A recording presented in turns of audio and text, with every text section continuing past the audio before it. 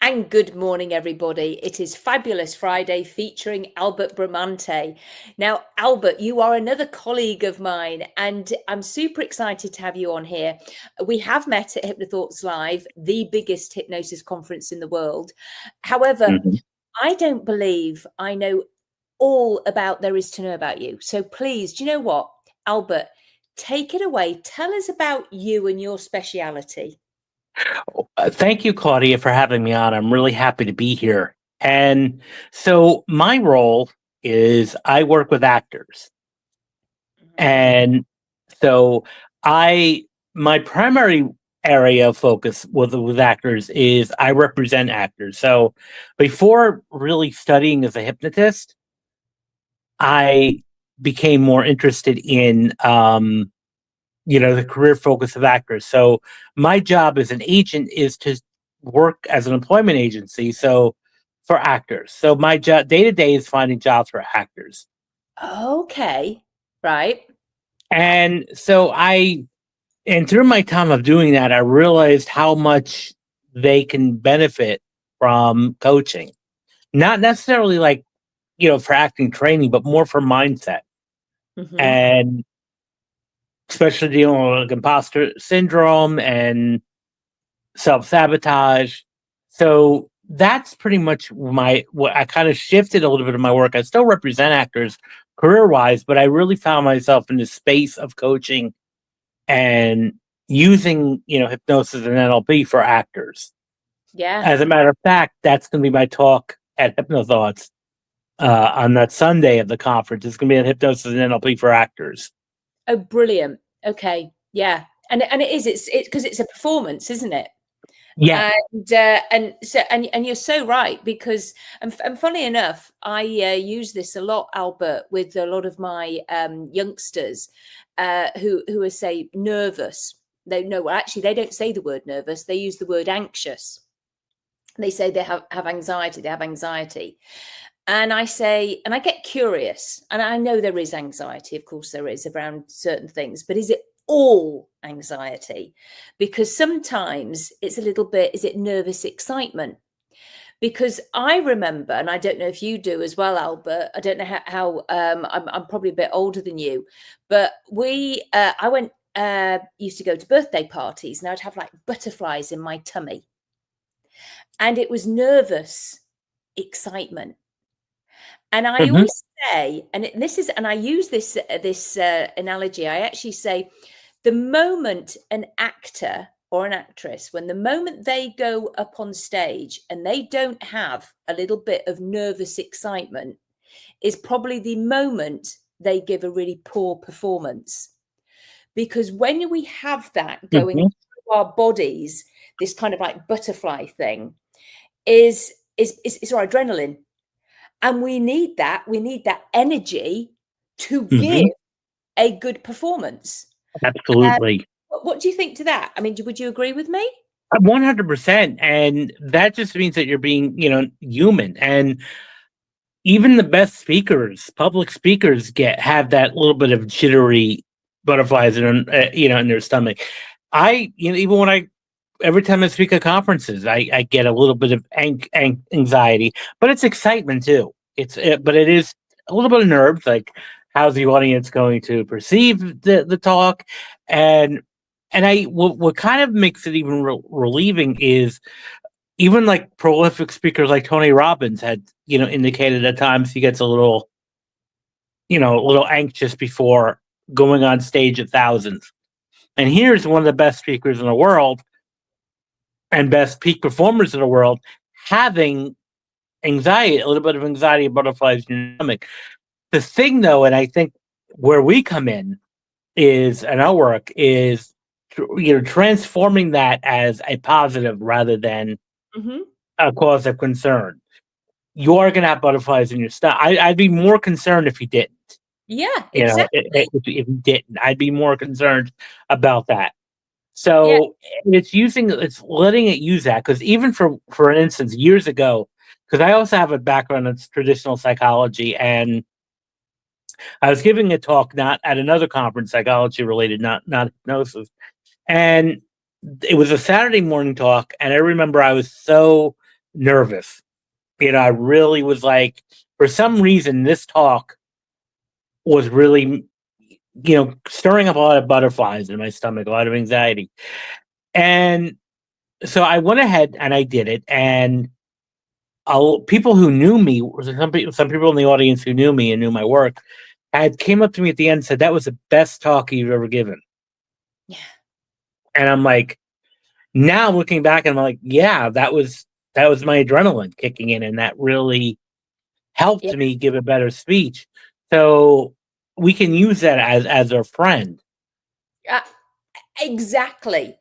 Because, and it means, so if we have those nervous butterflies, that bit of that, as I say, I call it nervous excitement. It means because we care and you want to do a good job. So Exactly. it's okay. And that's an ultimate thing, isn't it? It's okay. It sure is. It sure is okay. Yeah. It absolutely is. Acceptance. Yes. And if you didn't have your adrenaline flowing through you, well, then you're probably not human. Exactly. And that's one thing I often explain to actors, is that it's okay to have that experience, a little bit of butterflies. And if you reframe that as excitement and enthusiasm, that's great. And that takes away that because nervous kind of has a negative connotation to it. I'm nervous. Uh-oh. Well, no, you're excited. Yeah. Yeah. And you just transform that as a simple reframe, and there it is. Yeah. Well, and so there goes. That's why I don't actually mind using that word nervous, because it's an acceptance of it. Because I'm hearing that they've got the anxiety, but I don't like the word anxiety. So I'm accepting that there is something, but then what's the other word with it is the excitement. So you help them come over that, and then they can perform. What other things do actors find difficult that they need help with? Well, it could come time with just the instability of the industry. Now, this is not necessarily to performance, but the business of acting, especially in the United States, it's highly competitive. It's one of probably the most competitive industry out there, simply because there's so many actors. There's hundreds of thousands of actors. Now, I work in most of the time, even though I'm in North Carolina now, most of the time I'm in New York, New Jersey. So New York is one of the capitals of the world for theater, Broadway, of course, and then TV and film. So there's at least a couple 100,000 actors, just in New York. Not talk about Los Angeles, which has at least 500,000, and then Atlanta, Georgia, and New Orleans has a thriving community. So you're talking at least 500,000 or 600,000 actors that are in the the United States, and there's only a limited number of roles. So, and only like 2 or 3% of actors in the United States make enough money to do this as a full-time profession. The other time they're going to need to supplement their income, whether it's working in catering, real estate, fitness instructors. They need other sources of income to supplement their lifestyle, which is okay. But the one thing that the reality of an actor, no matter how talented or skilled you are, you're going to receive the more no's than you're going to get more yeses. And that over time can create theories of self-doubt, imposter syndrome, feelings of giving up. Because a lot of times, even so, there's even opposition in their family. Because most of the time, a lot of actors, their families may not be totally supportive. Okay. Yeah, it's like, when are you going to get a real job, quote unquote real job? And so they hear these messages over and over again from their families that they often do not, it's hard for them to adjust to that. So they're dealing a lot with that. They're dealing a lot with imposter syndrome, fear of success, fear of failure. And also, it's part of their identity. Their identity is also important. Even going back to NLP process of identity, where do you see yourself, and how do you see yourself? And if in their mind they have the set of being this working actor and they haven't had a job in 1 or 2 years that's acting related, it can be a bit challenging. And so there's issues of self-doubt that come in. Also, a lot of times another problem that's not really known, but it happens when actors perform in a role, especially a long period of time. They're on stage. It could be doing 8 shows a week for several weeks, or if it's on a film, it could be like 6 months on a film set. They often, because they're modeling, again using an NLP term, modeling a role here, they can sometimes take on emotionally the complexity of a role. Oh. So if they're playing, let's say, a dark character who has a layered past and really just an undesirable type character, and they're embodying this for a long period of time, Yeah. it can catch on. And if you look at, and I use this a lot in the audience when I do these talks about for actors, is we look at tragic cases in our past of like Heath Ledger, for instance, in The Dark Knight. Right after he kind of filmed The Dark Knight, and that was all came out, it was when he spiraled and went really downhill, and that's led to his overdose. And some were speculating that it was really that role of The Dark Knight that kind of sent him over the edge. There was a lot of other stuff building up there, but it was that stint of playing the Joker in a sense, like a maniacal character over time. Really good point there, because you're right. Because actually, if they're really getting into role, that becomes like their new belief system. And we know Absolutely. how to create synapses as much as we can create, because that's what we always encourage, making good ones. So we almost dehypnotize people sometimes out of their belief systems. But my goodness, yes, actors and actresses, they will. Yeah, and they'll be doing that. And I think they need our services now more than ever to reverse that. So, or I haven't figured out how this would happen yet, but if we can develop like a process where they can still get into character and still do an effective job, but also be able to turn that off as soon as they're done performing. Like when the show's over, the curtain closes, let it go. Leave it at home. Exactly. Take off that mask. Yeah, and that's why sometimes makeup, and I suppose sometimes that sort of thing is so good when you take that off, or a wig, or you're literally taking that out, and then you've really got to find your identity again, and ground yourself back into you again. And so you make a very interesting. Wow. I mean, and people don't, I suppose, often think about things like that. Right. And because a lot of times when people are not familiar with actors think, oh, they're just playing pretend. On some level, yes, that may be fundamentally what's happening, but it becomes more of an action, because we know in our work that when you embody something physically for a period of time, you start to internalize it. That's why we often we want to tell someone to increase their confidence, help someone increase their confidence, start adapting the physicality of a confident person. That's right. How does someone like that walk? How do they talk? How do they hold themselves? Yeah. And it's interesting because Albert, because I get a lot of sometimes say CEOs and things like that. That my wife's complaining because I'm bringing work home and I'm angry all the time, and I'm all this sort of thing. And it's like literally you have to put your briefcase outside the door. And then, make believe it's by the tree or whatever it is, and actually physically almost do that. And then go into the front door and put daddy hat on, put on husband hat on, because your wife doesn't work for you. Right. Well, I think it's a lot, especially in law enforcement types, like cops and detectives, that in military, even that's a good point. And we look at like even military personnel after deployment, they're still at war a lot of times, even though they're home. They're physically safe and physically out of there, but mentally they're still in war zone. And the same thing applies to actors who are playing these roles. And it almost becomes where they need a little debriefing. Like, look, that's not you. This isn't you. This is a character or persona you were playing.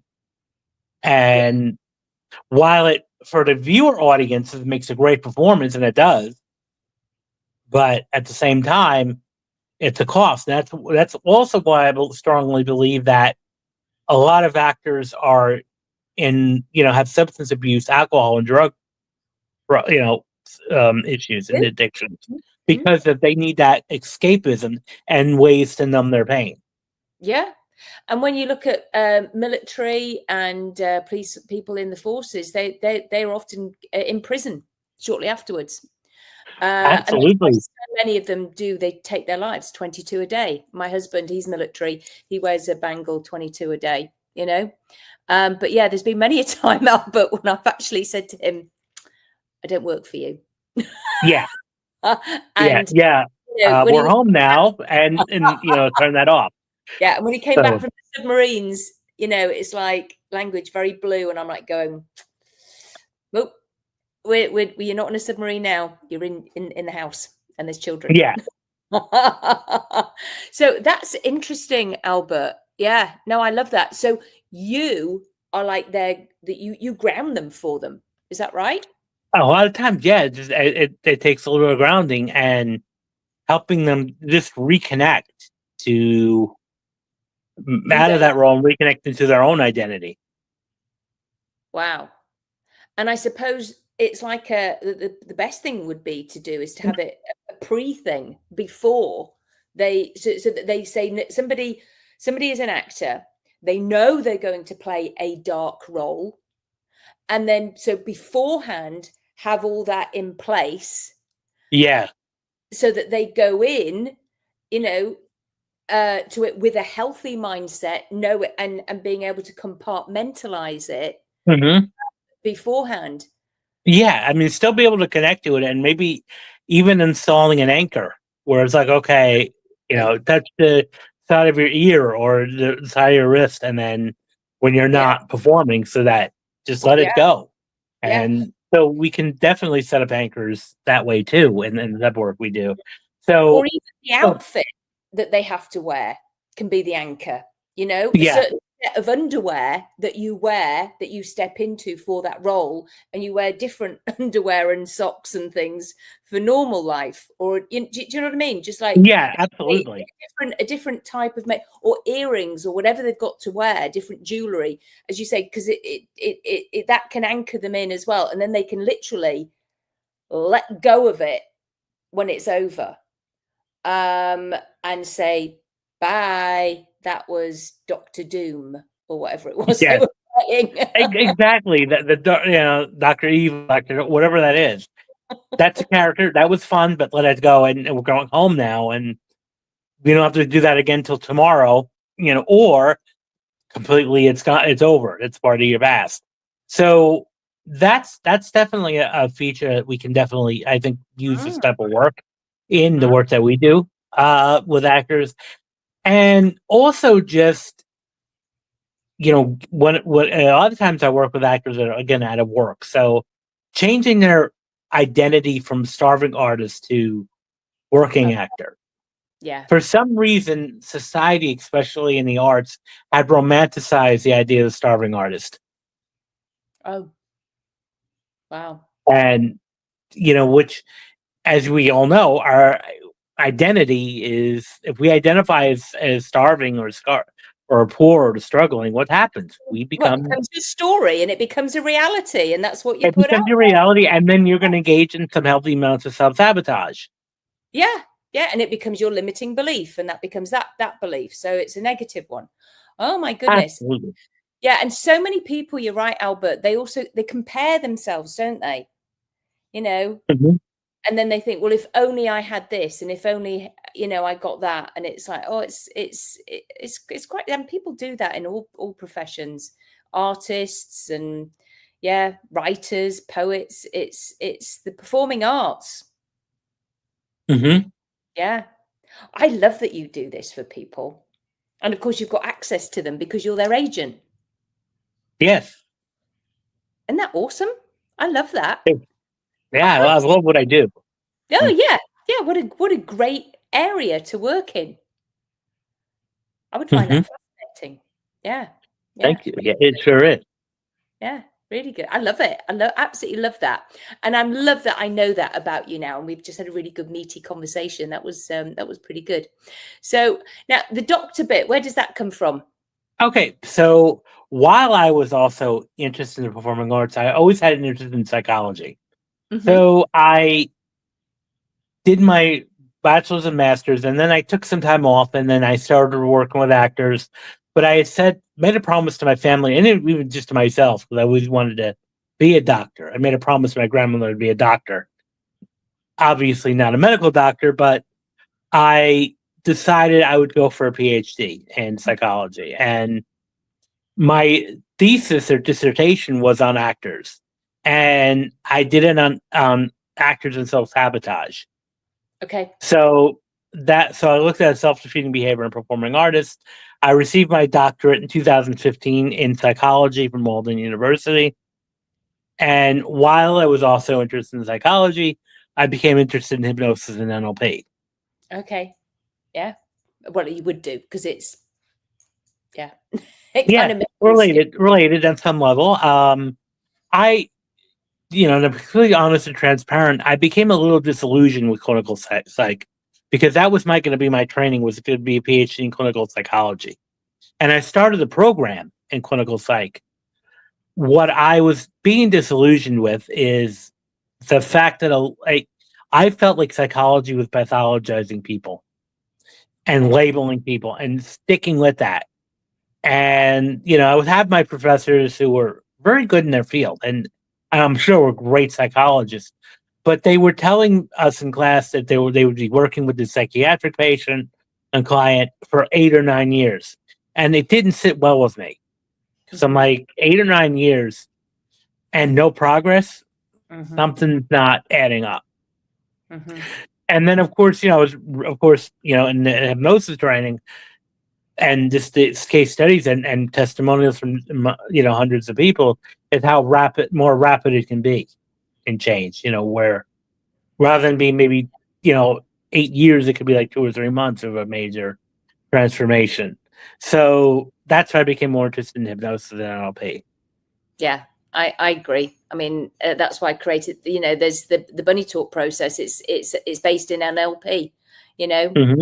It's because children, it's like, let's get them back to playing. Let's get them back. Yeah, and that's even with actors too. I mean, it's just connecting to play, I think. Yeah. So it's like, and actually, yeah. So you and I could probably talk all day. I love this. I'm so excited to see you at Hypnothoughts. Yeah, I'm looking forward to seeing you there in July. So yeah, that'll be great. So I'm there. I'm doing a pre-conference as well. So I'll be there with bells on for I'm there for about 9 days. So Which workshop are you teaching? Or taking one? No, I'm taking Richard Hill's Mirroring Hands. Okay. Yeah, I'm gonna do the post conference. I'm doing the one on podcasting. Oh, nice. That Adam is doing. Yeah, I'm looking forward to that one that Adam is doing that Monday, because that's like my next goal pursuit is to start a podcast. So. Oh, well, there you go. Well, I hope you've enjoyed being on my. I really did, and I really appreciate you inviting me on here, Claudia. Absolutely, no problem. So thank you for coming on, Albert. I'll see you soon. Thank you for watching, everybody. And it's goodbye from me, Claudia Rickard, and it's goodbye from Albert. Have a good one. Take care, everyone.